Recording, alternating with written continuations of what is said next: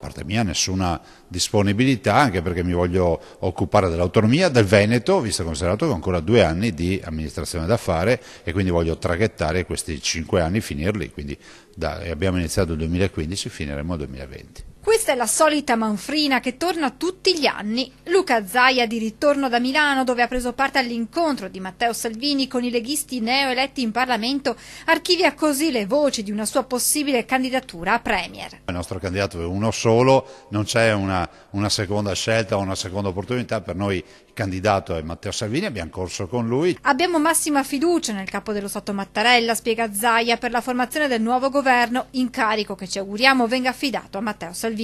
Siamo pronti, continua il governatore, ma nessun accordo con altri partiti. Niente accordi con partiti, ma accordi con uomini e donne di buona volontà. Quindi nessun accordo con il Movimento 5 Stelle o con i delusi del PD?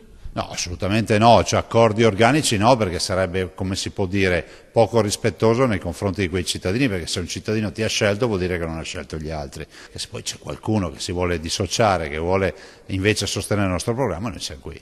Intanto l'incontro di Milano è stato l'occasione per Zaia per ricordare ai neoparlamentari qual è la loro missione a Roma. Abbiamo parlato dell'autonomia del Veneto, delle grandi aspettative che come veneti abbiamo, nel senso che se si andrà al governo è giusto che l'autonomia sia il primo posto.